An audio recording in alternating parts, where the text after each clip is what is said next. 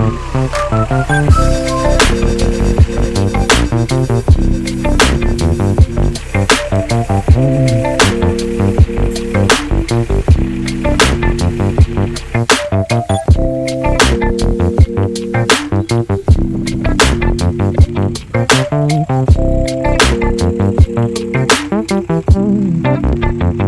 guys, welcome to Chugging Along. It's me, Sam. And I'm Tim. And welcome to our video today. And first of all, we want to say a big thanks to everyone for the comments that you've been leaving on our last video and in response to our new compost toilet. Yeah. There are some very witty comments on there as well. Yeah, definitely. Our fans love a bit of toilet humour. Of course they do. That's good. Yeah. So what's been new with us this week? Well, we actually invested in some new fairy lights, which are battery operated. And the reason why we've done that is because we use them at night to try and stop us from using the lights that are installed in our boat, because using the lights on our boat at night, a bit of a drain on the battery. So the fairy lights have been very good, and they sort of adds that Christmassy feel.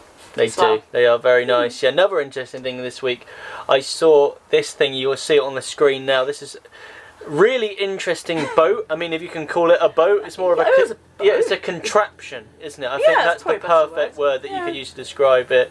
Yeah, my dad pointed out that it might be a weed cutter. So if he is right, let know in the comments. Really cool machine. You may have been expecting this week's video to have been about us doing some cooking on top of our diesel fireplace. Yeah, sorry to say that's not happening this week, but it will be happening next week, and we're going to do it as a special thing where we're going to do it as a diesel fireplace stovetop cook-off competition. It's going to be me versus Sam. We're going to be competing against each other, cooking separate dishes on top of the fireplace, and you, yes you, the audience, can vote for which one you think is going to be better. And if you want to find out what our recipes are going to be, then you want to stick around to the end of this video, because we will tell you what we are going to cook for next week's big episode. Absolutely. All will be revealed. Stay tuned. If we're not cooking this week, then what is this week's video about? Well, this video is about why it took us a total of 2 days to travel all of 3 miles. And there's a reason for that, which we will talk about in today's video. But the original mission that we had was that we actually were embarking on a water fill quest. So our boat was running out of water, and we had to move our boat from where we were moored to Tile Mill, which is the facilities area that you have on the Canal and Avon. And we looked and checked on our map, and we saw it was going to be a total of 4 locks and 2 swing bridges, one of which would be key operated and one of which would be a manual operated bridge. So that was what we had set out for the day. Yeah, that's right. And obviously that would have been the first cruise that we had done in a few weeks, because we are in lockdown at the moment, and the only way you can cruise at the moment is to top up facilities or whatever, exactly what we are doing here. So that was why we travelled. Can you set the scene for us on our first winter cruise? Yeah, okay. Well, it was quite a nice morning, wasn't it? Yeah, it was a lovely morning. We were outside the Cunning Man pub. We were going through our usual ritual of getting our boat ready to get out on the waterways for the first time. We were feeling rather positive. First time we had done it in a while, so everything was feeling good, wasn't it? Yeah, I mean the weather was all right. It was a bit cold. It was, yeah. We got our thermals on, which we got our thermals. So yeah, it was quite cold, but yeah, there's no such thing as bad weather. There's only such thing as being badly prepared. Exactly. But we felt quite buoyant, and we felt ready to go, and we knew what we had to do. Long day ahead of us, but we thought we're going to get on with it. And quite luckily for us, or quite fortunate for us, where we were moored wasn't that far away from the first lock of that day, which was Burfield Lock. So I agreed with Tim that I would walk up ahead to go and set the lock, so that he would just be able to go straight into the lock when he arrived. It also meant that I could get a cheapo drone shot of Marielle, because as you may have noticed, we don't own a drone, so our cheapo drone shot consisted of me going up onto a footbridge and getting a shot of Marielle. It works just as well and saves you a bit of money as well. So we approached Burfield Lock. Tim went into the lock gates, and we were being very careful going through the lock because we wanted to make sure that we wouldn't have any problems. It was our first time going through locks in winter, so we wanted to make sure that there were no trips or any slips, and we took our time actually opening up the paddles to let the water through, because that particular lock has gate paddles, so the water can gush out quite quickly. You have to be careful going upstream. So we did everything, and we thought that we were fine. We thought we'd started off okay, and then we had some drama. Yeah, we did. Yeah, so I was just ready just to sort of chug to the side, chug out of the lock and onto the lock landing bay. So I put a bit of forwards on the engine, and then I hear it spluttering. It sounded like it ran out of fuel, but I knew it hadn't ran out of fuel because I put a dipstick in that morning and knew that it hadn't run out. So I thought, okay, we've got a problem here. I just remember, you asking what was going on. I said the engine's cut out. I said, oh no. And so got it out to the side, to the lock landing bay, and tried it again. Turned it on, gave it a bit of forwards. You're welcome. And then eventually it cut out again, and then again. So I knew we had a problem on our hands. So there's only one thing to do in that situation when you have a problem on your hands and you don't know what it is. Who do you call? The RCR. Who are the RCR, Sam? The RCR, also known as the River Canal Rescue, basically they offer breakdown services for boats on rivers and also on canals. They're a bit like the AA and the RAC, but in the boating world.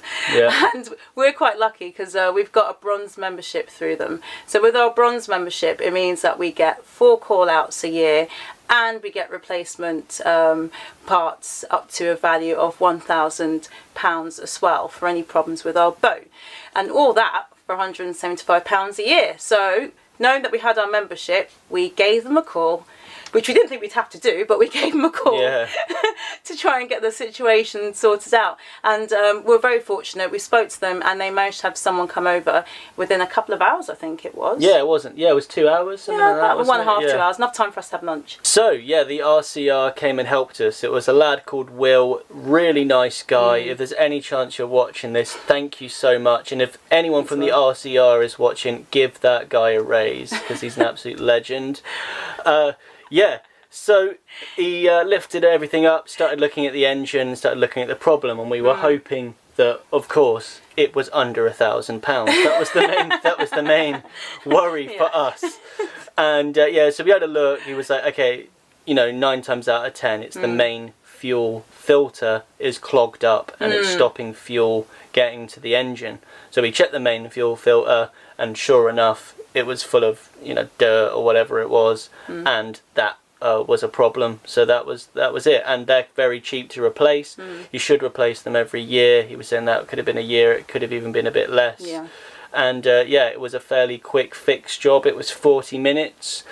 He also did the stern gland for us. He refilled that for us, even though we didn't have to. We just did it for us just because, really nice guy. That was really nice. And as far as we knew it, our engine, our Barrashire Yanmar, was as good as new again. Absolutely. And we even managed to get some footage as well of what he was doing, just so that we could actually watch it back for ourselves. So when we come to actually replace our fuel filters and also refill our stern gland, we've got a better idea of what to do for those boaty tasks ahead of us. Yeah, that's true, because there's no need to call someone out just for that, because they are just sort of small jobs. So, good stuff. Even though it didn't take all that long to actually fix the problem with our fuel filters, it was quite dark by the time that he'd left, so we decided to spend the night moored up just after Burfield Lock. And then the next day we started our winter lockdown water quest cruise in earnest. It was a really nice morning. We had a bit of sunshine. It's still cold, still wearing the thermals, but I remember going out the boat that morning thinking, wow, this is lovely. And what a lovely start to the cruise. Oh, it was a great start to the day, absolutely. That windy bit was lovely, and The first lock that morning was Garston Lock, which is actually a very special lock because it's called a turf lock. And there aren't that many of them in the country, are there, Tim? No, they're not. There are 2 actually, and we have used another one in our other video as well.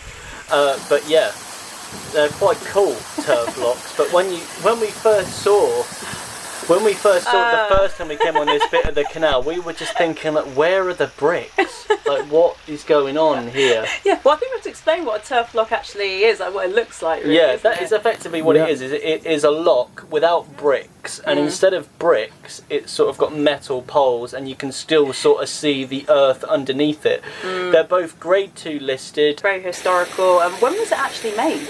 Well, yeah, luckily I looked up online. It's 1718 to 1723. So yeah, that is a real relic. Ooh, using a bit of history there, actually. I was going through it. Very nice. Yeah, exactly. I want to say thank you to the navvies that built that. Thank you very much, navvies.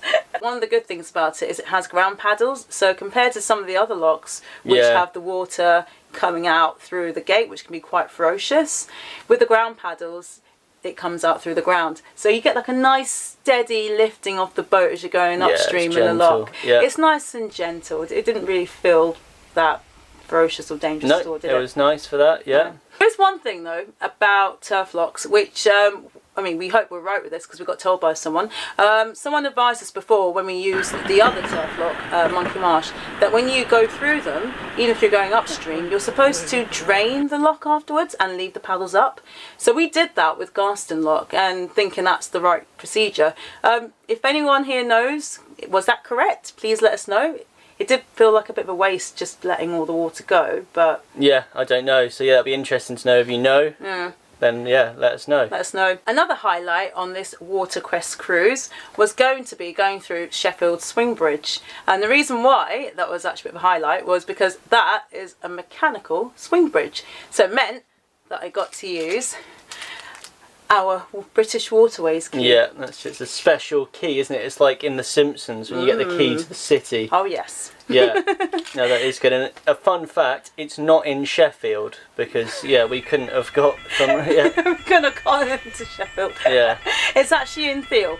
But with the key, basically what you do when you get to the swing bridge, there's a control panel and you have to insert the key, turn it clockwise, and you have a series of buttons that you have to press. One is just to open up the actual bridge, and in order to do that it has to put down some barriers because you have a lot of cars that actually use this bridge at this particular point. And then once the bridge swings open and the boat's through, you can then just press another button just to close the bridge, and then the barriers come up and the cars go through. Some of them might be a bit annoyed because you've had to make them wait, but that's just the way. But were there any close calls when I was doing the bridge? Did you feel that maybe I was taking too long doing it? Or? No, I didn't really think about it. So I think you were a lot more engaged in that activity than I was. So yeah, you were clearly very interested. Did you enjoy your experience? I really did. I felt quite naughty actually because I felt like I was holding up a lot of people on their daily commute. No, I think it should remind, it reminds car drivers that, you know, that the canals are there, they're still functioning, and they deserve every right to hold up them. Absolutely. Yeah. So at this point we were making good progress into our 3-mile journey, and we were coming up to the second bridge. So it was a tale of two bridges. We had one which was all electronical and magical. The next one, Sullumstead Swing Bridge, which was just a good old-fashioned push. Push it yourself. Yeah. The other one we had cars going over. The other one was for dog walkers with horses looking over. So yeah, I know which one I preferred. But yeah. I mean, Sullumstead is a swing bridge. It's all right. I mean, all you have to do is take a windlass to open up a bolt, and the bolt is attached to a chain which holds the bridge in place. Yeah. So once you can take off the bolt, you can then push it like I suppose you would do the lock gate. Yeah. Just to swing. They're a bit the bridge. heavier though, aren't they? They are a bit on the heavy side. Unfortunately, this one wasn't one of the heaviest ones we've come across. Yeah. But we managed to get it done, and it's always nice because you have a few dog walkers who stop and can't believe that you're pushing a bridge, so they always stop to talk to you about it. Yeah, but people are very interested in it, aren't they? They're very interested. So after the swing bridge, we managed to reach our destination at Tarl Mill. Ooh. And it was especially poignant for us because it meant it was the final empty of our beloved cassettes. Yeah, it was, yeah. And when she says that, it means it was my final emptying of cassettes. You never got a chance to do that, did you? No. You escaped that I missed out on that. Yeah. So yeah, no, I was crying. Yeah, I don't know if they were happy tears, sad tears, or just tears from all the poisonous gases. But yeah, it was a very emotional experience emptying those two bad boys the last time. Gave them a nice little clean as well, so they are ready to be sold on to a happy new person, whether they go on a motorhome or whether they go on a boat or whatever reason. I hope they go to a happy place. Absolutely, I'm sure they'll be very happy wherever they end up. Yeah. And the reason why we did that is because we've actually got a new compost toilet. So as well as actually emptying out our cassettes, we also had to complete our quest, which was to fill our water tank. So we managed to do that. And Tarmill's very good because the water pressure on the tap there is very good basically. So we managed to fill up the water tank in I think about 30 minutes. Yeah, it wasn't long, was it? It wasn't long at all. Sometimes it can take up to about an hour or even 2 hours depending on the pressure of the tap that you're using. So for us it worked out very well. I even managed to fill up a few extra bottles of water as well, just so we have some extras drinking water on drinking, and also just to fill up the tank if we are running low as well. So Tim, what would you say are your overall thoughts on our first winter cruise? Yeah, I would say that it was made a lot better by the fact that we had thermals on, definitely, and we didn't have rain, we didn't have sort of sleet or anything like that. So yeah, it was all right. It was fine. I mean, apart from the fact that we broke down, and it took 1 day more than it should have done. Yeah, I know, I forgot about that. So yeah, it was filled with a bit of disaster and drama, but yeah, I think it was quite a cool experience. That is why it took us 2 days to travel a total of 3 miles on our boat. Yeah. So thanks very much for watching our video today.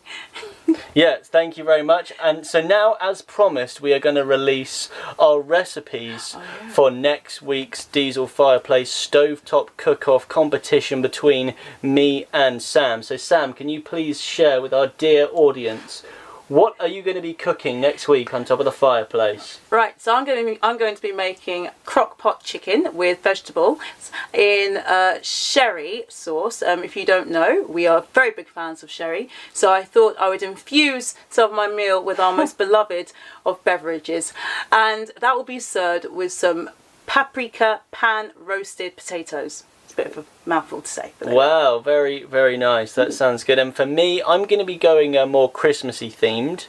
So mine is because I don't know much about cooking. I'm just basically doing off colours as well. So the 2 colours for Christmas are green and red. So I'm going to be doing Thai green coconut curry turkey legs. So that's going to be the green segment. That's going to be quite nice. And then also to be served with that is going to be ready bready sauce. So I love bread sauce. It reminds me of being at Granny and Grandpa's house. But this but to make it red for Christmassy, I'm gonna put it with some red chili in there as well. So it's gonna be ready and bready. Hopefully, have we got any homemade chilies?